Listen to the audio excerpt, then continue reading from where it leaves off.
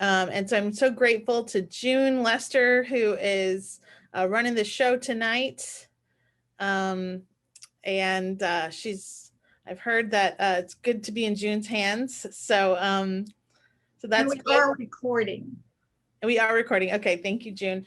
And I will admit that I struggle with teaching over Zoom. It's not my favorite. And it's the end of the night, which is also a little bit of a downtime for me. But I'm excited to continue to venture into this book. There is no good card for this. What to say and do when life is scary, awful, and unfair to people you love, by Kelsey Crow, PhD, and breast cancer survivor, and Emily McDowell, her friend and a greeting card writer. So hopefully David will be getting on soon. So we're going to begin with just some meditative music to get us into the, we're going to begin as we did last week. So I began with a song to bring us in.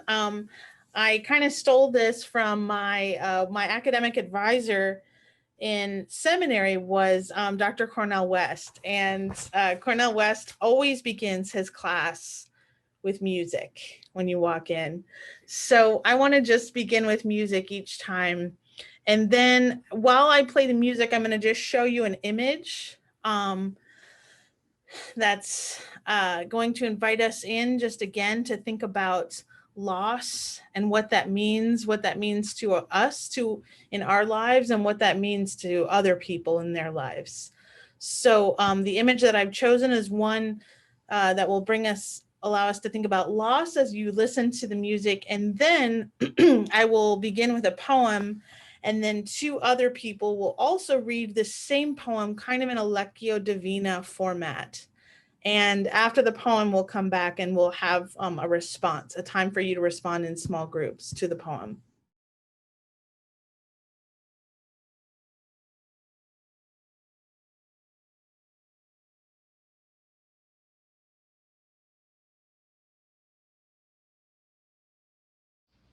Losses by Wesley McNair. It must be difficult for God, listening to our voices come up through God's floor of cloud, to tell God what's been taken away. Lord, I've lost my dog, my period, my hair, all my money.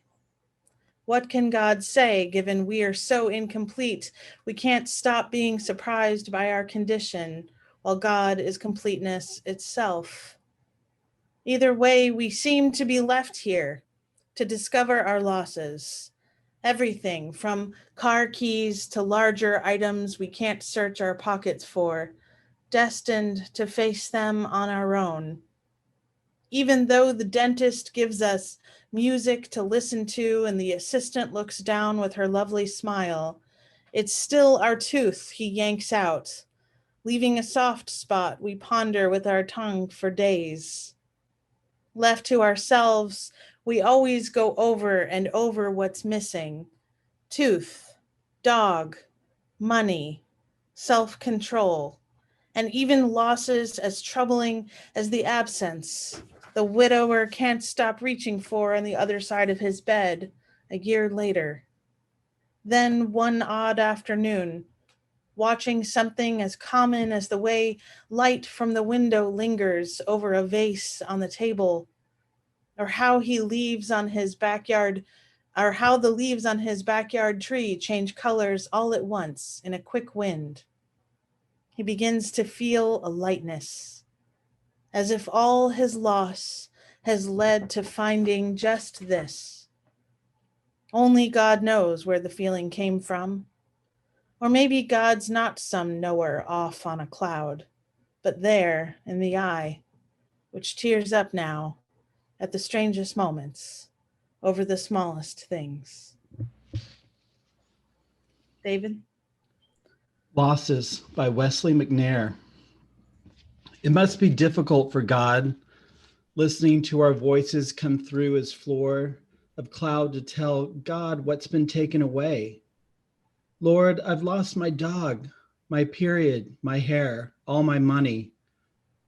What can God say, given we're so incomplete we can't stop being surprised by our condition, while God is completeness itself? Either way, we seem to be left here to discover our losses.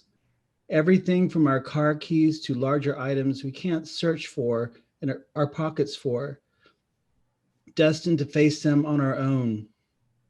Even though the dentist gives us music to listen to and the assistant looks down with her lovely smile, it's still our tooth he yanks out, leaving a soft spot we ponder with our tongue for days. Left to ourselves, we always go over and over what's missing: tooth, dog, money, self-control, and even losses as troubling as the absence the widower can't stop reaching for on the other side of his bed a year later.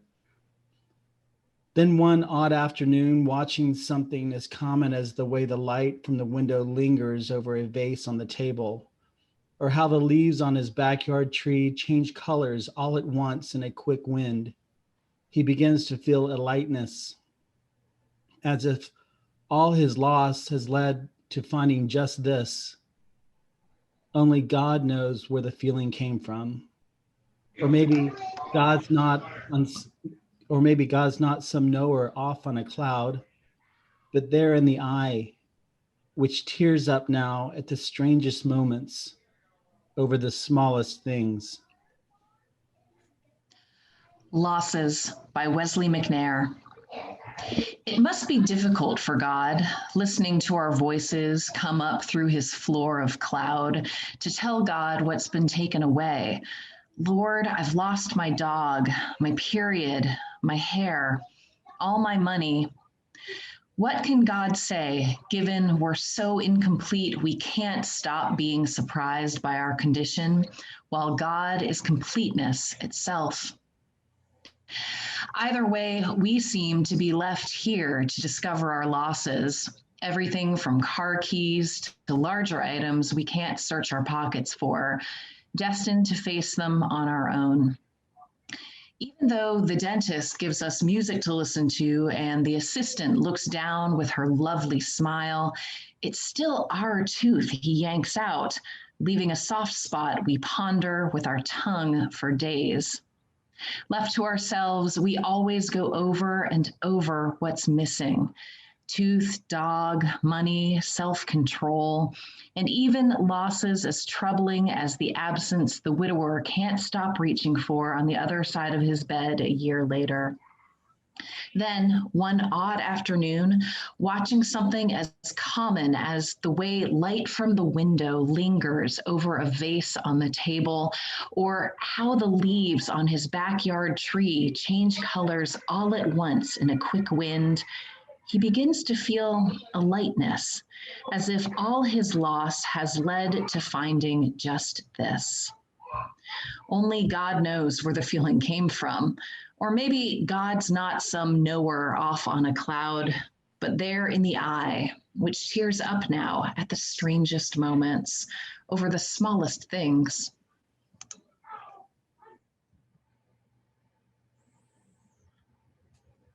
Thank you. So I'm going to invite you now into breakout rooms of 4 people, and each of you will have 3 minutes to share. You can share your response to the poem, what came up for you, or the image, what comes up for you with the image that we saw, a Banksy graffiti image on a wall, or the song. And if you have more time, you could also answer this question. And the question is, when you are struggling with loss, with what you have lost, what comforts you? So there's no wrong answer. You can share what came up for you with the poem, with the image, or you can answer this question. When you are struggling with what you have lost, what comforts you? Thank you, June. So we will go into our very random breakout rooms, and each person will have 3 minutes to share, each of the 4 people in the room. All right. I don't know if that's everybody. Are we back, June? Yes. Okay, great. So I just posted the song that we played at the beginning is called "I'm Through with Love." There's a lot of different versions of that song. That was our favorite here at our house by Keith Jarrett on piano, jazz piano. And then the artwork I already said was a Banksy piece. I can't remember what it's called right now, but I'll find it. And then the poem is called "Losses" by Wesley McNair. I was wondering, did anybody get to that question that I posed? We had a lot of time where we were just kind of reflecting on the poem and the art and the music, but we didn't really get to that question. I was wondering if anybody would be willing to share their answer when you are struggling with what you have lost, when you are struggling with loss, what comforts you? And I'm sure there's many answers to that question, but does anybody want to share? And if you do want to share, what you should do is put a hand reaction. Does everybody know how to do that? A raised hand, if you can. Okay. Well, I see like some real raised hand. And June will call on you, I think. Anne Levine. Okay, Anne, so now you got to unmute yourself. And June will spotlight you, I think. Right. Okay, now I'm unmuted and I'm managed to take my picture away. Now I've got both. Somehow we got started with the question. We were, guess we were thinking about that. And so we started off with that. And 2 of us were widows. So we experienced that loss. I've been a widow 30 years. The other person had been a widow for just over a year. So didn't seem like that long to me. So we sort of talked about that and the differences. And I said that, what comforted me was being with friends, especially being able to share meals with friends. That gave me a lot of comfort. What really got me sort of through was having something to look forward to. And by that, I mean being with family. I mentioned that the same year that I was widowed, I was also experiencing an empty nest with my younger daughter having gone off to college that year. So it was really alone. And that I went to visit the girls in college, look forward to seeing them, look forward to them coming home for the summer, looked forward to going to visit my elderly aunt, which was the only person of that generation, looked forward to a couple of cousins that came to visit me. Every time I had something like that to look forward to, it got me a little bit further, but it was friends and family. That's it. Thank you, Anne. So, yeah, it sounded like having a sense of things on the calendar and almost being surrounded, like having people around that you felt especially close to.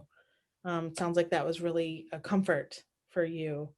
We have time for probably one other response, and the question is, when you are struggling with loss, what comforts you? And try to, yeah. Kay Johnson was the next hand. Great, Kay. So you just got to unmute yourself. I like what Anne said. It reminded me that I talk to as many friends as I can, and then when I'm tired of hearing myself talk, I go to my music groups and walk through the door, stop talking about things, and just sing together, which has really been and of course that's just like I don't have that now, so that's a particularly sad part of trying to cope. That's all. Yeah, definitely. That's one reason why I wanted to talk about, empathy in these times, because we're not necessarily able to be together with our physical presence. And so we have to kind of amplify other parts of our presence in different ways. And so sometimes saying the right thing can go a long way. So thank you.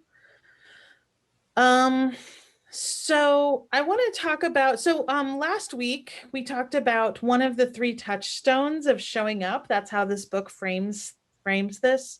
One of the 3 touchstones of showing up for someone else. Your kindness is your credential.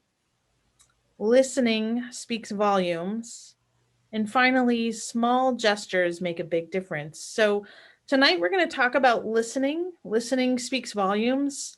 And then we're also going to talk about what not to say and what not to do. And we're going to talk about what not to say and do next week as well.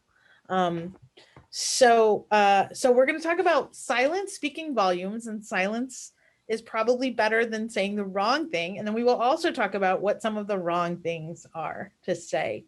And we will have a couple of more breakout groups as well. We will share.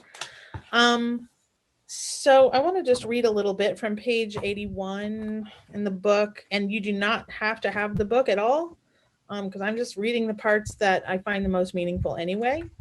But one thing the book does have, if you are able to get your hands on it, it just has a lot of really helpful graphs that I think help you remember, and are written in a way that is enough that it really gets in, it really sticks, it's sticky. So let's see.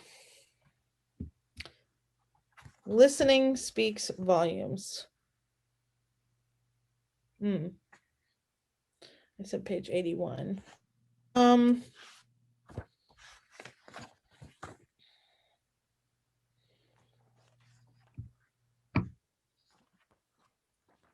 Okay, it's not 81. Okay. So this is the second touchstone of showing up, is listening.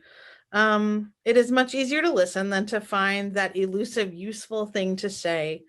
And I just want to talk for a moment about the power of listening. As they interviewed a mom with a child with cystic fibrosis, who told them, people think that by listening, they aren't contributing to the conversation, and that's totally wrong. Listening to me talk about this challenging, horrible disease is one of the biggest gifts I can receive.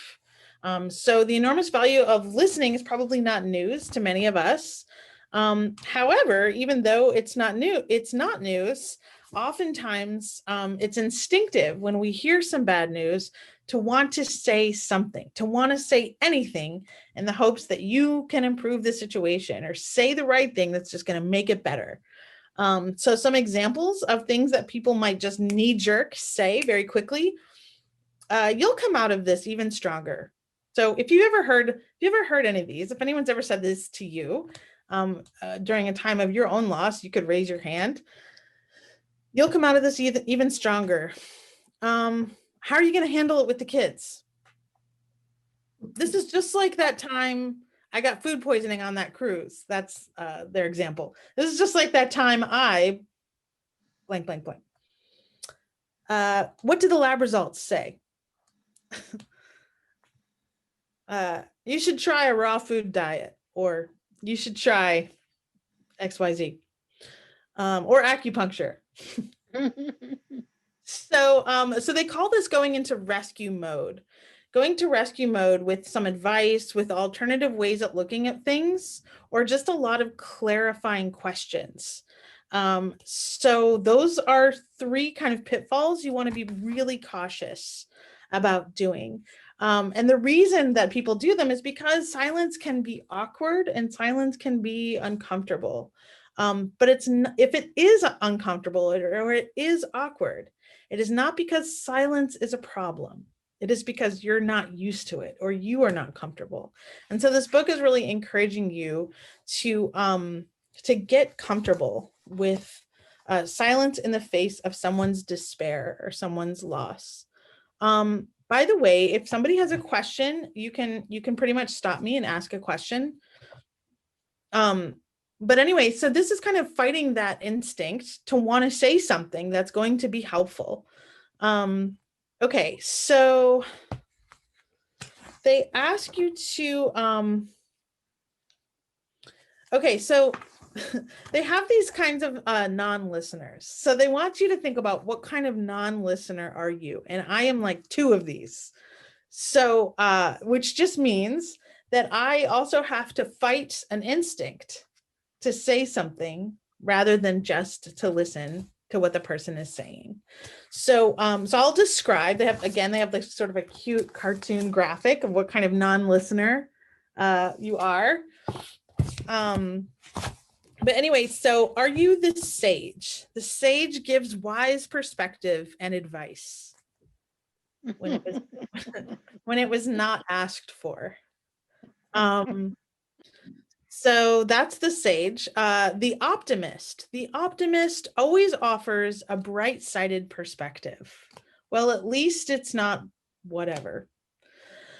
We're going to talk more about the optimist in a little bit. The doomsayer reacts with alarm to any situation, often bringing up another alarming situation. The doomsayer. The epidemiologist. The epidemiologist asks a lot of facts, a lot of clarifying fact-based questions before ever learning how someone is feeling about what's going on. So the epidemiologist. And then finally, the all about me. In an effort to relate, this person, all about me, makes the conversation all about his or her situation and problems. So, let's see, I'm going to do gallery view so I can see everybody. Has anyone ever been any of these people? The sage, I'll just read again quickly, gives advice and perspective when it wasn't asked for. So I'll just say that's totally me. Oh, I've got something really wise to say right now. The optimist offers a bright-sided perspective. Has anyone been the optimist? Okay. The doomsayer reacts with alarm to any situation, sometimes bringing up another alarming situation. What's an example? Does anyone have an example? Actually, I'm like struggling with the doomsayer. Something maybe someone has said to you that is reacting with alarm to anything, maybe bringing up another alarming situation. Okay, Joy. I just remember when I was pregnant, people wanted to tell me all about their pregnancy disasters. Yes, I experienced that also. Yes. Everyone wants to talk about how this terrible thing happened to them and be careful of this other thing and don't do that other. Oh my gosh, it was awful. Yes. So that's an example of the doomsayer. Okay, the epidemiologist. Has anyone been guilty of being the epidemiologist? So that means asking a lot of clarifying and fact-based questions before learning how someone is feeling.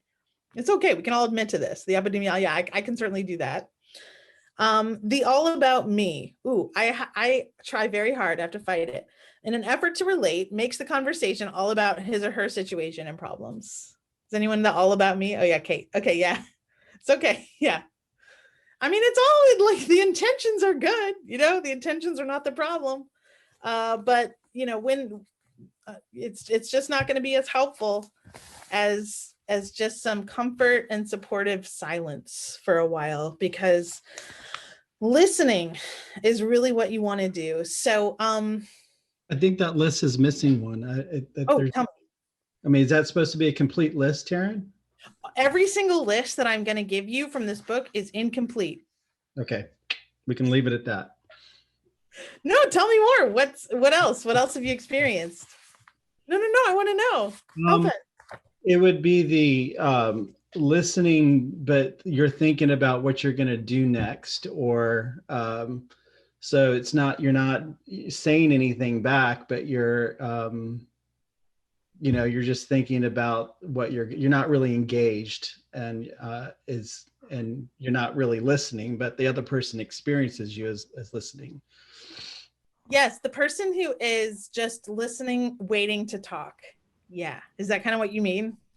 Yeah, that's or just waiting for the other person to finish. Right. It's terrible. I hate to say that, but it's, but I'm amongst friends. But that, I felt like that one was missing. Yes, we can all admit to not be perfect empathic listeners here. Yeah, I think that you're right. And they do talk about that. They just don't talk about it in that chart. But literally they say, when they do lists, they're like, this is an incomplete list of whatever the list is. So none of these lists are exhaustive. There are always other experience. You've probably had to experience something else. Okay. So let's see. So I actually want to try something. June, how many people did I say the next breakout group would have? 2 per room. Okay. Yeah. Great. Okay, so this is something that I'd like to try. Okay, so I want us to try an empathy workout on practicing some empathic listening. So this might feel awkward or strange, so that's okay. Let's just try it. So you're supposed to find a friend, but we're all friends and we're on Zoom. And so we just have to do this awkward thing of the breakout rooms. You can't just find a friend, I guess. So so I'm going to ask you to each spend how many minutes did I say? 3? You said a total of 4. 8 minutes, 4 per person. Okay, that's kind of a lot. It's kind of more than we need. Well, Right. Anyway, that's fine. Okay. So we probably need more like 6 minutes. But anyway, so just spend 3 minutes sharing a story of something difficult that has happened in your life. So I'm asking you to be a little vulnerable with each other, I know. But obviously you have the choice of whatever you share. You might want to start, you can start with something that's maybe not going to be super emotionally charged right now, but something that was a big deal in the past for you. And if you are the listener, this is Zoom. So it's going to be so different. If you're the listener, this is so easy on Zoom. No talking of any kind, no clarifying questions. You can nod and you can show in your face that you hear, but just bear the silence. Even if there's something that you don't quite understand. Even if you want to say, oh, that happened to me too. We are going to practice not doing that. And if you are the talker, share your story and proceed on with it, even if the silence is a little unnerving. Okay? Does everybody understand the directions? Does anyone have a question? You want to change it to 6 minutes total? If that's okay, yes. Yes, I can do that. 3 minutes each. So you'll have 3 minutes. I'm sorry, you'll sort of have to keep the time as you do this. So you'll each have 3 minutes to share, and then you'll switch. And so wait till 3 minutes. And we'll all discover how long 3 minutes is. And then we'll come back together. And I don't know who you're going to get paired with, but I think it's going to work out great for you. Yes, Yolanda.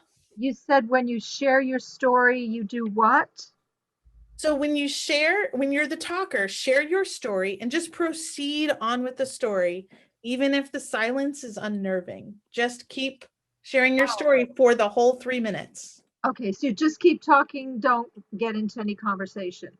Yeah. Right. You've got 3 minutes. And so if you're done at 2 minutes, then there will be silence. For a minute. Okay. So the 3 minutes is all for you. So if you're the talker, you get the 3 whole minutes. Okay. And if you're and then you're going to switch. Okay. Diane has a question about this process. As the room was closing, we got a little message. You've got 3 more minutes or whatever. Can June put that in again when we get down to when it's time to switch? Can you send out some kind of note? Okay. Yes. I think I can. Thank you. Okay. We think we can. Okay. Okay, and then somebody else. Claire had a question. Go ahead, Claire. Would you put the prompt in the chat for those of us who are not good at listening? Oh yeah, I'm gonna do it. Thank you. You don't have to listen empathically to me right now. Okay, let's see. So spend 3 minutes sharing a story of something difficult that has happened in your life. Okay. Now, that's the whole prompt. That's it. Okay, Diane, follow-up question. Oh no, but your hand is still up, you see. That's okay. We're all figuring this out. We're just going to be like amazing Zoom pros, and then the pandemic will be over as soon as we've learned it. Okay, all right, so we ready to go into breakout rooms? Yes. Okay, thank you, June.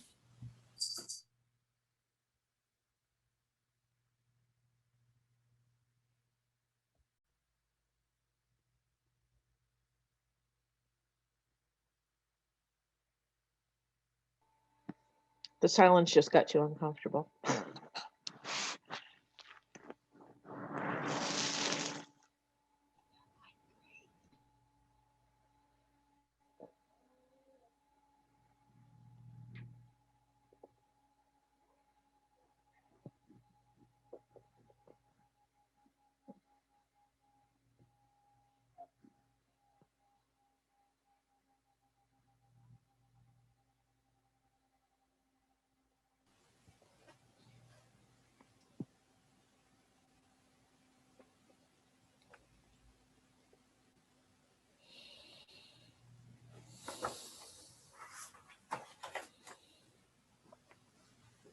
Are we all back?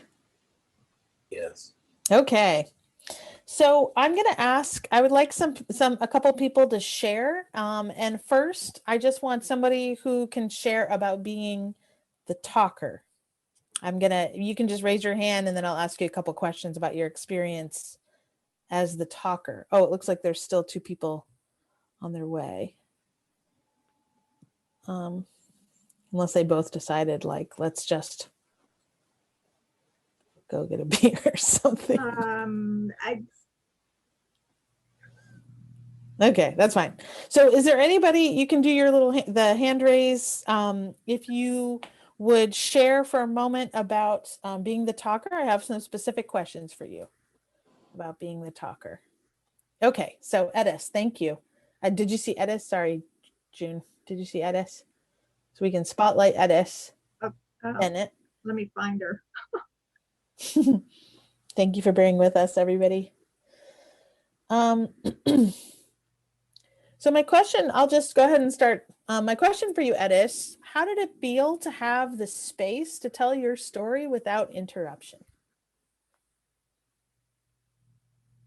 I have to preface it because I was in the room with Dot, who I know and felt comfortable with.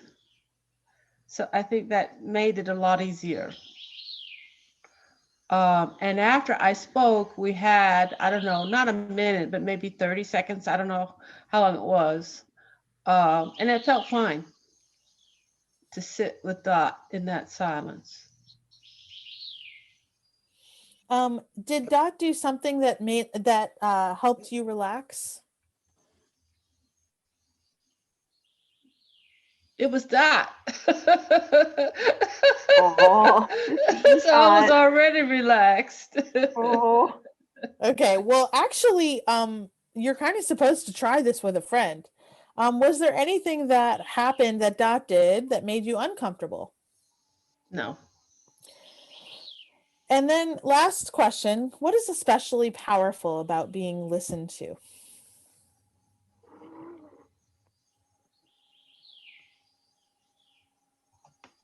Not necessarily in this situation because we really didn't have enough time, but in other situations, it's being understood, feeling understood. Feeling understood. Thank you. I'd like to hear from one other person about their experience as the talker. Not the listener, but the talker. Is there anyone else who could? Maybe Patrick, I see your hand. I see your real life hand, but not your like emoji hand. Patrick Golan. Yes, I'm here. So the question is, what did it feel like to have the space to tell your story without interruption? It felt like it was, in a way, very freeing. I felt like I could say anything and I wasn't going to be talked about or say anything that I would regret. It was all just talking. And did the listener do anything to help you feel relaxed? I was so preoccupied with talking about myself, I don't think I remembered the other person. I was just intent on getting my story out. Mm. What is especially powerful about being listened to? It felt very freeing. Mm. And I remember thinking, oh, I hadn't talked about this, and I talked about that, and then I remember, I started remembering things that happened during my discussion about things, and it was, it felt very opening. Yeah. Mm. Opening, yeah, and freeing. So it led you to new, maybe even new insight or new memories, and Yeah. and allowing your freedom of train of thought to just go. Yeah, very much so. Mm. And I might have forgotten things, but I felt I remembered quite a bit. I was surprised because sometimes when I talk about that certain incident that was very uncomfortable, I tend to lose things or forget things. And I didn't feel like it was, in fact, I needed more time. I wanted to talk more and talk more. Nice. Yeah. Thank you. Yeah. Thank you. By the way, June, this is perfect the way that I am spotlighted, but also the other speaker spotlighted. That's wonderful. Okay, so anybody who was a listener, I have some questions for you if you're willing to answer some questions about being the listener in that exercise. Okay, I see a couple hands. Maybe John, we haven't heard from John yet. Can we spotlight John, or John, you want to go ahead? So, okay, so John, my question for you, now I've lost John kind of. Where is he? He should be spotlighted. Oh. Yeah, I'm spotlighted. Okay. I'm like weirdly not experiencing that. Okay. So John, were there times as the listener that you wanted to jump in and say something while the other person was talking? Almost. But Mary was talking about her husband and Parkinson's, and that made me grateful for the problems I don't have. And so there was almost a desire to say something like that, but you had to stop yourself because that was the exercise. Do I have that right? Yeah. It wasn't that conscious, but the thought crossed my mind. Mm-hmm.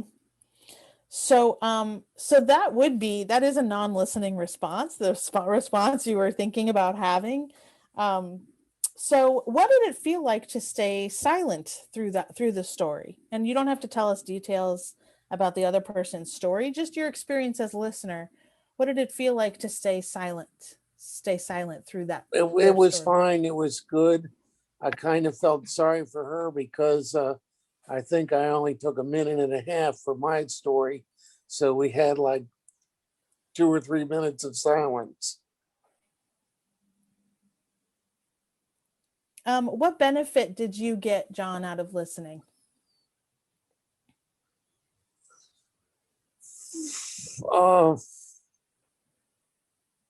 Just listening to someone else's pain and trauma and how they were able to deal with it.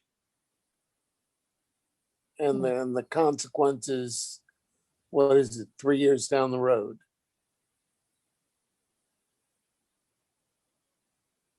Thank you. Thank you. Okay, so I would love to hear from one other person who was a listener in that exercise about their experience as a listener. I think I saw Sue. Okay. Can y'all hear me? Yes. Yes, Okay. you are unmuted. Great. Okay. Jane told me the story of her cat, and I have had various cats. I used to have a loving cat. I had a cat that died on the road. I had all these cat stories, and it was just, you were talking about what not to do, and that's jump in with your own story. And I couldn't, because the exercise was that I listened. So I did that instead. And I heard a lot. And I liked Jane, and it was really interesting and touching, and it hit me emotionally that somebody else had loved a cat and had a cat die, and had various interesting qualities about that cat. And I can talk about my cats. But I felt like, I don't know if this is true, but I felt like I helped Jane. I felt like she existed, and she was known in a way she had been known before. I don't know if that's true, but I got that feeling. That's my reaction.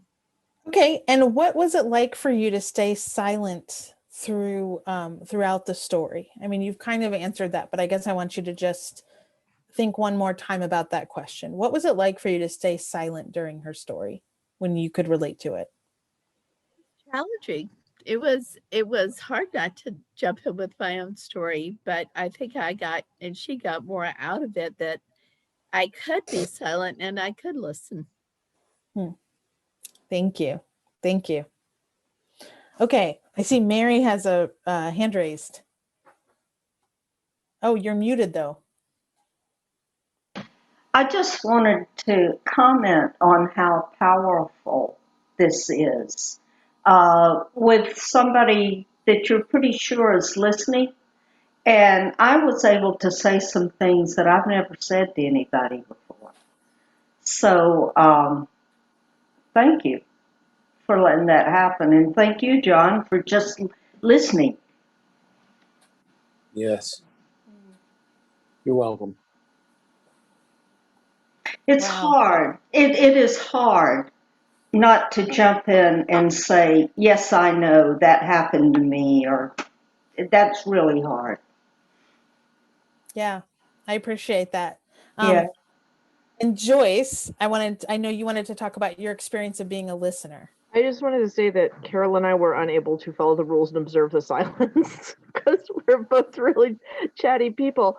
But we ended up having this sort of meta discussion about all the things that we thought of saying but knew we shouldn't. Which was very funny. We're like, yeah, when you were talking, I wanted to say this, this, and this, but we know that that's not the exercise, and also I can see how that would not have been helpful. And so I think it ended up being a good experience for that reason. Joyce, as a fellow resistant learner, I get it. I get it. Can't win. I sometimes change the ruls. I am also a resistant learner myself. So yeah, I mean, I'm glad to hear that this was powerful. I think I am not shy about the fact that I have my doubts about how well this can work over Zoom, because honestly, you just mute yourself and then you're not going to talk. It's not like you have to really hold back. But at the same time, there is still that instinct to want to say something, And the truth is that instinct is often more about your own comfort than the other person's comfort. So I just want to invite all the wonderful people who just shared. I'm so grateful to you for sharing, but you can go ahead and mute yourselves now so we don't have background noises and things like that. Can everybody hear me? I'm using my my headphones now, and I don't know if that's better. Okay, great. So what we want is to get to a place of not listening for fact finding necessarily. That may be important down the road, and not necessarily critical listening, like trying to come up with some wise, philosophy that will help them, but really listening for empathic listening. That's the type of listening that we want to work on. And they did interview somebody who lost her mother, who said, so the goal of empathic listening is to affect people in this way. So listen, this is Dara, who lost her mother, who said, in my grief of losing my mom, even good advice could not help me. Only listening did. My college roommate had lost her father years before. With her, she just listened. I never felt pressure to be in a different place, to be anywhere other than where I was. She often said nothing. She just let me be in the sadness, feel it, breathe it. I had to fully let it in to eventually let it go. And that quote reminds me of an insight Maureen had on the image, from Banksy of the girl with the heart-shaped balloon. And Maureen said, I just couldn't figure out if she was letting it go or if she was reaching for it to bring it closer to herself. And I think that is, what that piece is about, is that tension. That's what loss, there is that tension with loss, bringing it closer or letting it go. And which is it? And can both happen at the same time? So more about, so a couple of tips. So this book is very much about tips and easy tips. So two things: when you are going to begin a conversation and want to get past just listening, and how do you get to listening? How do you let the person know that you are a safe person who knows how to listen well? And there are two tips to just remember. One is that you can't solve the problem. So you can just let that go. You cannot solve this problem. And the second thing to remember is you will never know how they feel.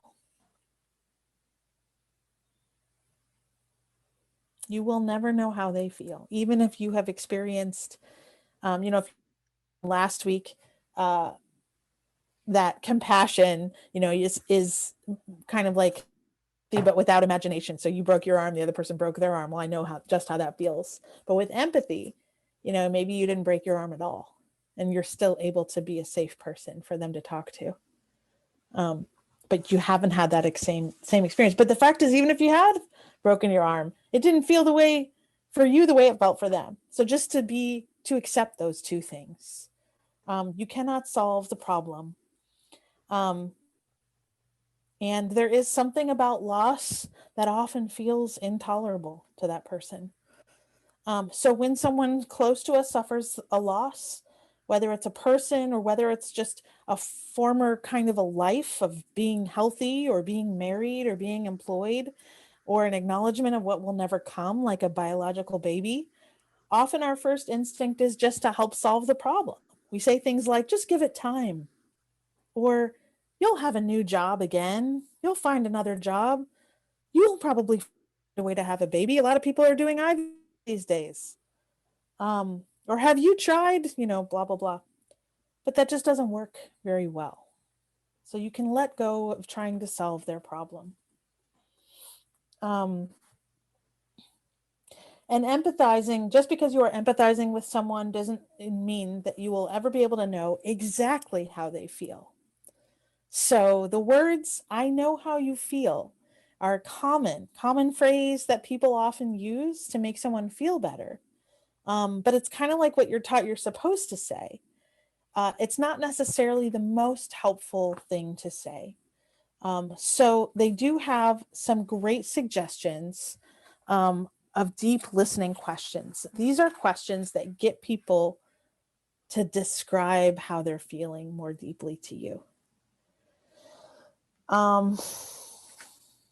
So I'm going to write these down in the chat because these are really important. So these are deep listening questions. Questions that inspire more description, more describing words of how they feel. So one is, It's not, and by the way, how are you is not one of the questions. How are you is like very open-ended and will probably get you a fine in response or I'm good. It's just not specific enough. So one question is, what's that like for you? So these are deep listening questions, questions that let someone know you're ready to be a deep listener to them.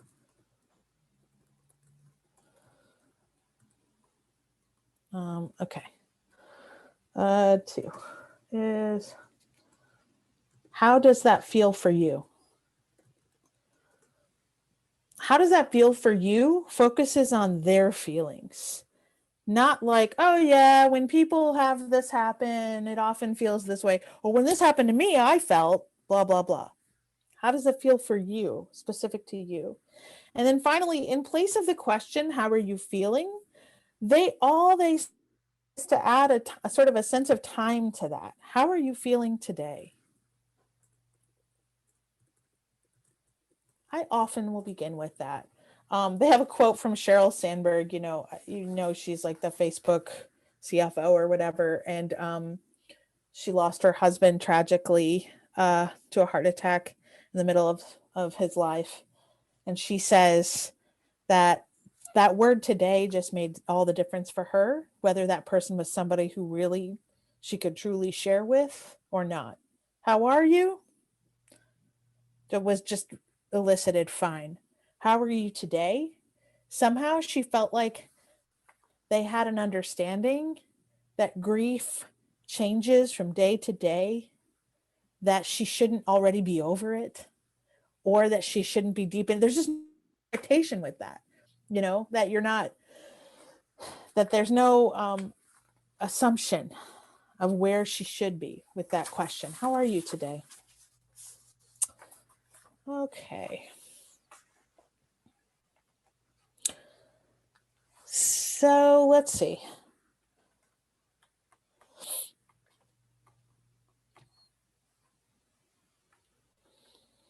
Okay, so I think what I want to do is pivot a little bit because there's another exercise I want to do, but I'm going to wait on that. What I want to do actually is talk about unhelpful statements for a moment. We just talked about that. But I don't want to end with that. I think I want to talk about that now, and then we'll get back around to some exercises. So, okay, so unhelpful statements. I'm kind of pivoting because we kind of had something happen this past Sunday that I wanted to talk about, that John Bolton and I have been talking about a little bit since Sunday. And I wanted to know, I asked him if he could kind of share his story. We could workshop it a little bit. But I want to talk about something that is another instinct that a lot of us have that's actually really stops conversation and really stops that person from expressing anything. So, and that is unhelpful platitudes. Unhelpful platitudes. So, this past Sunday, I preached about life design.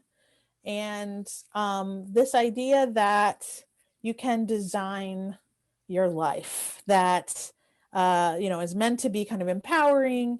And John had a particular experience with that. A lot of the stuff that I was talking about was, loss, transition, and John's life experience made him go in a different direction. And so I wanted to invite John to share his experience, and especially what happened in the social hour after the Zoom social hour. And if you were a person who was a part of this, and you are a person who gave a platitude or did something, we're just all learning and growing, and we're all working on these skills. And so we can screw up, and we are in community, and we can try again.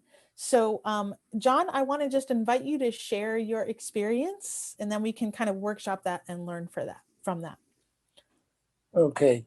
Lee was in the group that I was in, so If I make any errors, he can correct me. Starting off, I just want to say, when I have to preface the discussion by saying I have cerebral palsy, in my mind's ear, I'm hearing, oh, woe is me, I'm disabled. And I hate that. Let's see, I think the exercise was, have we had some traumas in our life that we had to overcome?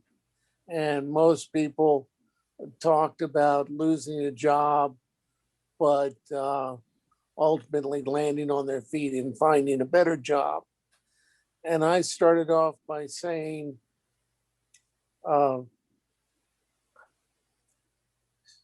my problem started at the very beginning of my life having cerebral palsy and having to deal with that as a loss and just having to deal with that day by day. And I may be leaving out some parts, but after I spoke, everybody started coming at me with these well-meaning platitudes like, you're such an inspiration. And I blanked out the other platitudes. I was trying to think of them, but I blanked them all out. And it sort of became a conversation stopper for me. There was one other platitude you told me about that I wanted to remember also, and I'm kind of forgetting it too. You're such an inspiration. I don't know. Lee, do you remember? I wasn't there. You got to unmute yourself though, Lee. I'm sorry. Yeah, I can remember what I thought, and that was like, it's such a different experience from what everybody else was talking about. And it's kind of mind-boggling to think how the difference between John's life experience and I guess most of the rest of us having to deal with that challenge.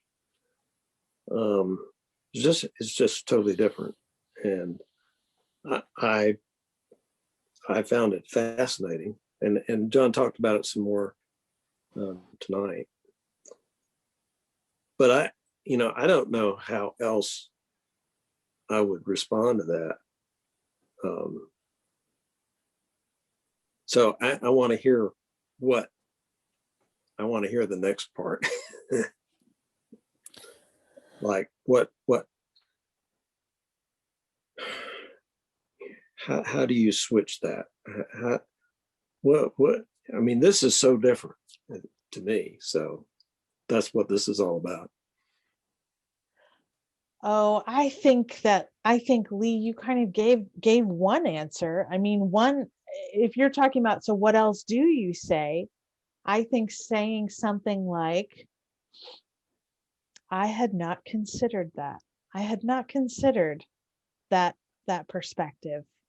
That's something that is true, that you're feeling, wow, I had not thought of that. That was my reaction. I hadn't thought of that. I wish I'd thought of that. And I would like to think more about that. But what if somebody says something like that to you, John, if they say something like, and I don't need to put you on the spot really, but anybody, if they say to you, oh, I hadn't thought about that in this way, tell me more about your experience. Then what can happen? Well, that doesn't shut me down. That gives me an avenue to respond. Mm-hmm. But what can you say after somebody's called you an inspiration? Right. So saying you're inspiration, does everybody kind of understand how that is an unhelpful platitude? How that is a conversation stopper? Okay. Are there any, so I have a whole list, an incomplete list of other unhelpful statements. What are some other unhelpful statements you can imagine people saying?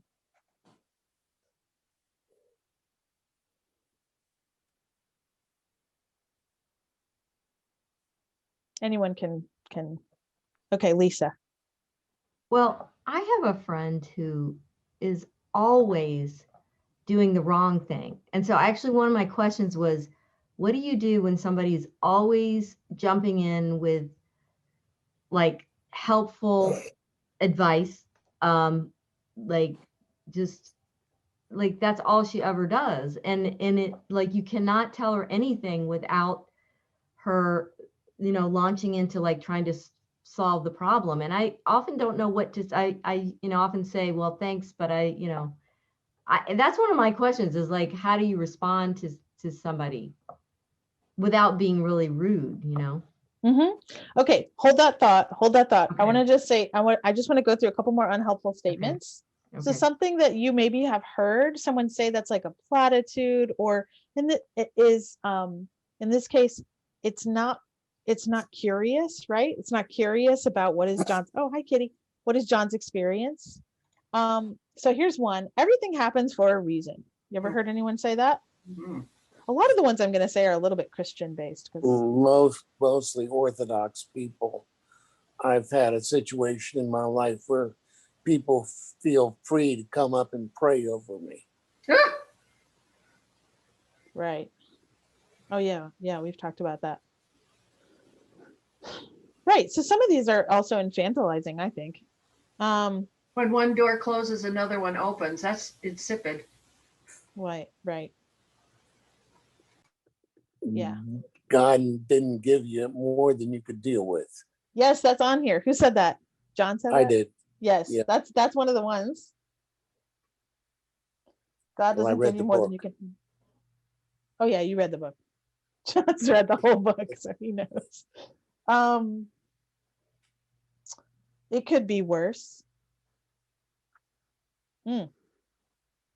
Be grateful for what you have. Everybody's disabled in some way. That puts the onus back on the person who's got the problem.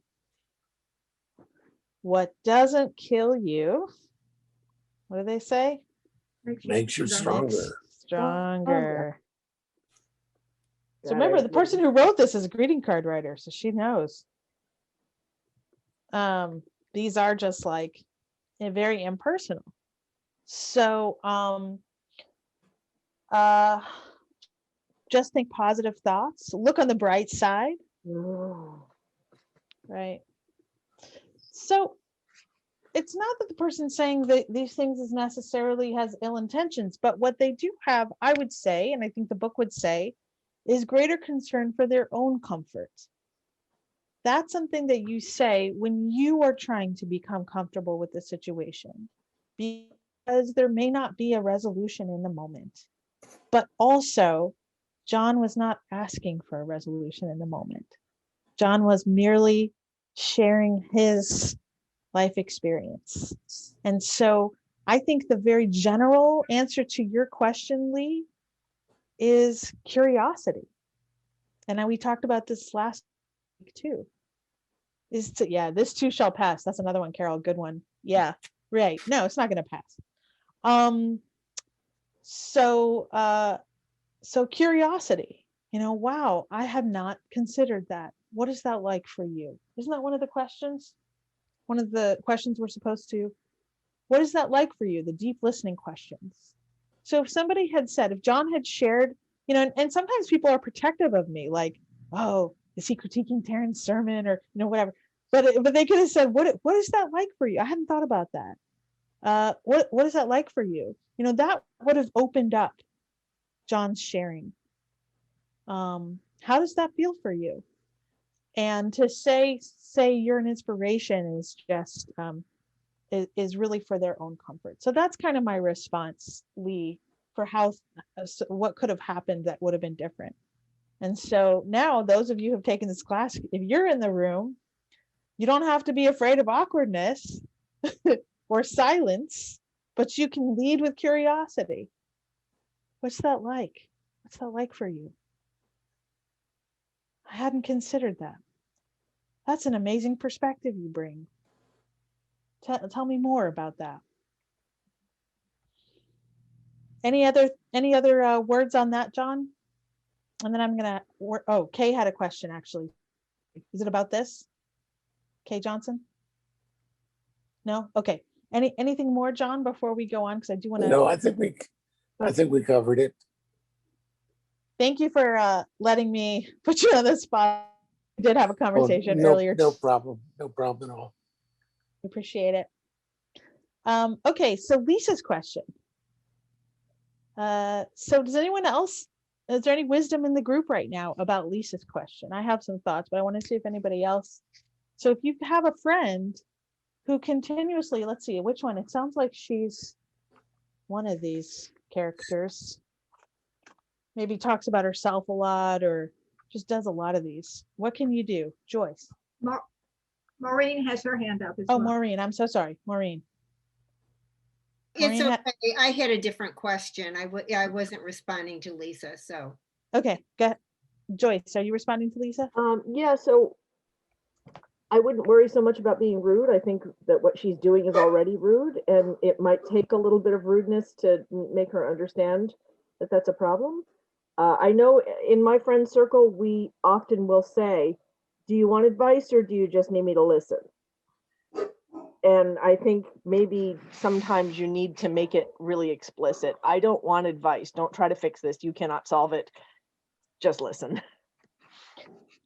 So that's exactly what I was going to say. So I will share a marriage secret of mine with James. But yeah, we did in my marriage too. Yeah.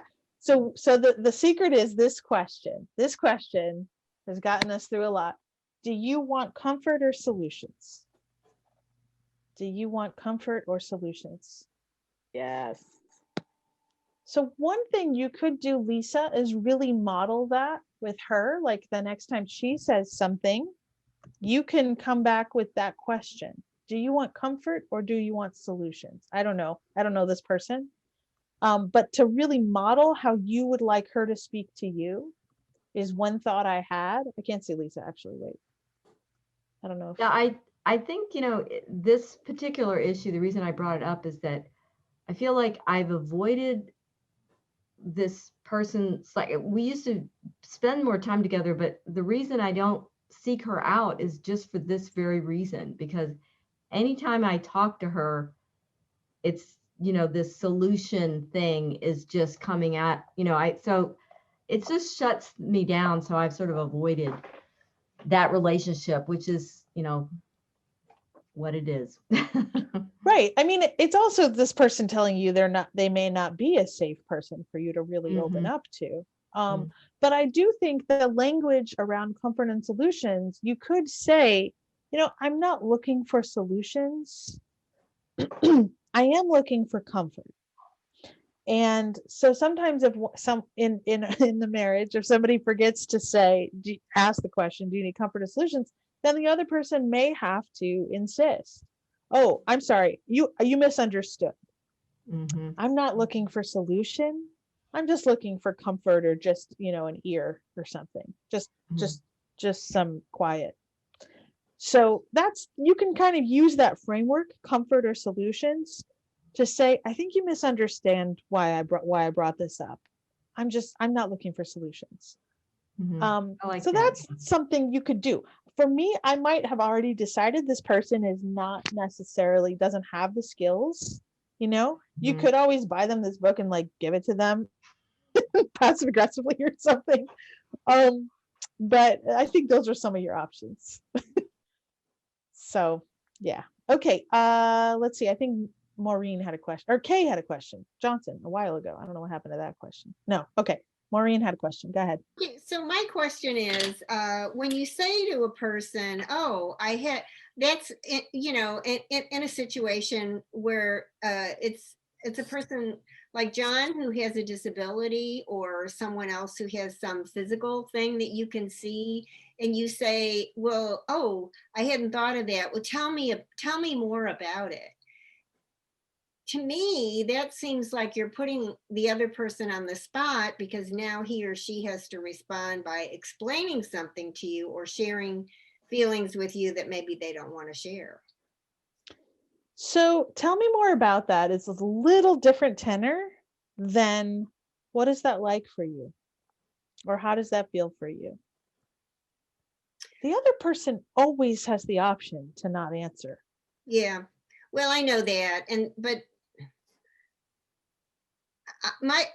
I'm hesitant to say, tell me what that's like, or because I feel like I would be putting the person on the spot. I mean, that's just me. That's how I feel about it. Maybe that's something that I should learn how to do, but I know that if someone said that to me, then I would feel uncomfortable saying back, well, I don't really want to talk about it. So remember in this scenario, John brought it up. Like John was talking about his experience, of the sermon. So it wasn't out of nowhere. It wasn't like somebody just came up to John and said, hey, how is that for you? I agree. That would not, that's Okay. not necessarily how you want to start. But it was sort of in response to John expressing a challenge. Does that make sense? Or Yeah, does that help? I guess I was thinking of it in another, I wasn't in that scenario. I was thinking about it as a general question, because I feel like it's something that I've done in the past that is probably not appropriate, is to ask somebody something about themselves. And so I've been trying to avoid doing that, and because I don't want to make another person uncomfortable. But I know what you're saying. In the situation, the conversation was already ongoing, so it was appropriate to say that then. And I also think the how are you doing today? I mean, the whole idea that adding sort of a timed sense to how are you doing can let them know that you're asking something a little bit deeper than like, how's the weather? How are you doing? But it doesn't really put a very fine point on it. How are you doing today? How are you doing today? So I think that's like an opener, because I think what you're getting at is that you want them to know you're a person who can listen and who can handle the deep stuff, but you don't want to foist it upon them, right? Right. Yeah. So actually they have a whole thing about not being a foister and a fusser in this book. I'm not really focusing on that too much, but I'll reread that chapter and get back to you. Okay, thanks. Thank you. Diane. Oh, you got to unmute. Yeah, I did. My sister's husband was sick and in decline for quite some time, and often a real pain in the ass. And so being sisters, we do this thing to each other. We try to solve, be helpful, or give good advice. So finally she would call me up and she would say, I just want to vent. I don't need advice. I don't need anything. I don't even need you to say anything. I just want to vent. So I think in terms of Lisa's friend, that might be another approach to say, I just want to vent, and you say it at the very beginning. Or you can also say, if you don't have time, I can call you another time. And that I just found that really helpful with my sister, and she found that helpful with me when I want to vent to her. Although we both consistently give each other unsolicited advice, which is not a great thing to do. Sister relationships are like a whole nother class that I feel like this is not necessarily touching. I have two sisters. We talk every day. It's a whole other ball of wax. Mm-hmm.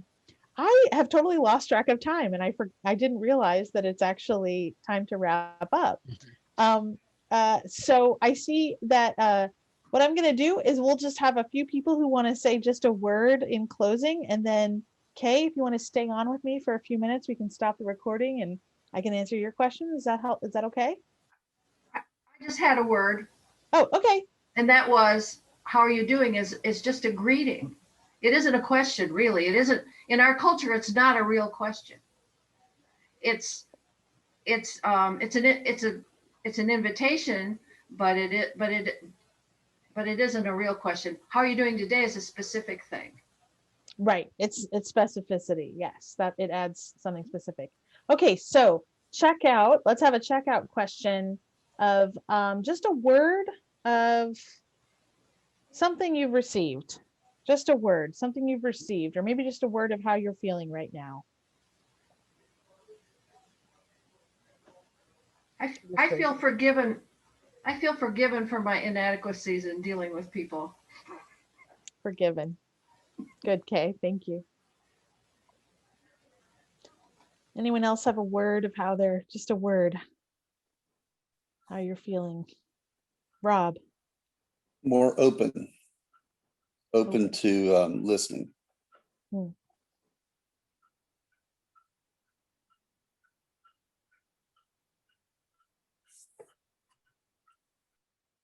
I was really surprised at what Lee said, and that's given me food for thought. Thoughtful. Thank you. Anyone else have like a word to check out how you're feeling right now, or something you've received? I forgot to do my thankful. Thankful. Thankful. Joyce. Word that comes to mind is earnest. Like we're all trying hard, and I like that. Agreed. Yolanda. Contemplative.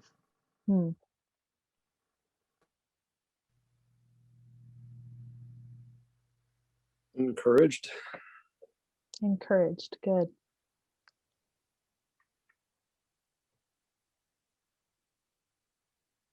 Good. Okay. Well, thank you for tonight. I'm sorry I lost track of time. It's like the time flew. I was so into what you guys were sharing. So thank you for your participation. And we'll be back with our final session next Wednesday. We'll figure it all out and solve all the world's problems.